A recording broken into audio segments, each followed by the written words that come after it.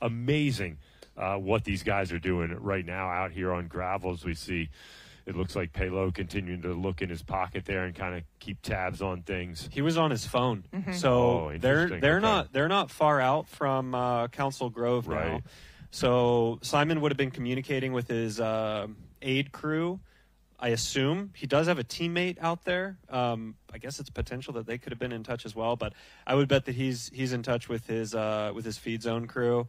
I'd love to get some cameras on that as they go through there if we can, because that's a good moment to kind of get a read on how they're maybe feeling too. My assumption is they'll just try not to stop at all, but it'd be interesting to see how they tackle what is only one of 2 aid stations out here, which is just another absolutely insane aspect of this race. Yeah, we saw that first aid station, right? It was so frenetic, right? With just these 2 went through it by themselves. And remember, Pellaud was so quick to get his supplies, kind of got that little vest thing with some bottles and all of his food. And he was actually waiting for 3-4 kilometers after for Cam to be able to catch back up. So Cam a little bit slow on the rebound right now. So once again, we're looking at our 2 leaders. Simon Pellaud using a little bottle to dump over his head there, while Cam Jones continues to lead the train. We're going to check back in with Nat Ross at the front of our men's event. Great. Well, the action after the aid station is coming back in full tilt because these guys have grabbed large bottles. They are cooling down thermodynamically, which is exactly what they needed as these temperatures increase. So just in the nick of time that aid station appeared, they are taking the cooling fluids like no other. It was quite some time before they saw that aid station, and now here we go, lubing the chain again.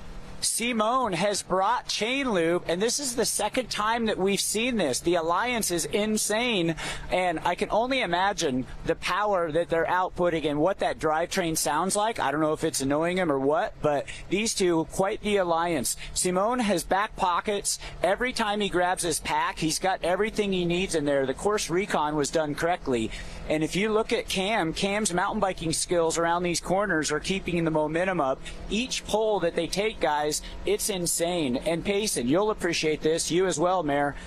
Simone's training is 8,600 feet and above. So at high altitude mountain goats like you 2, you understand. All right, back in the action right now. Once again, looking at one of our chase groups out here on the course as they continue to roll through some of the amateur categories out there, and trying to get an eye on who's leading the charge there right now in this group.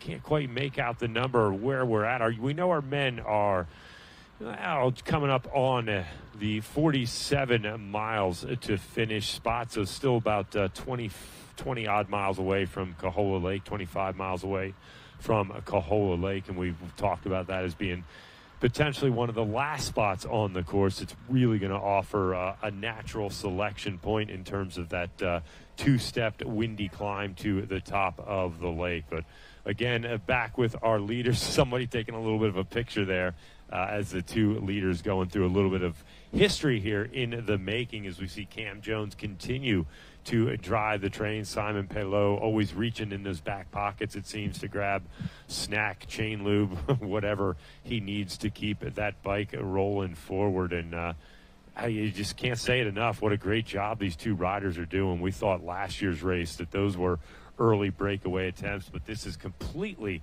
flipping the script on this. These guys have been away for so long out there, and they still have, judging by the average speed, we're still looking at just about 2 hours to go, right in that neighborhood.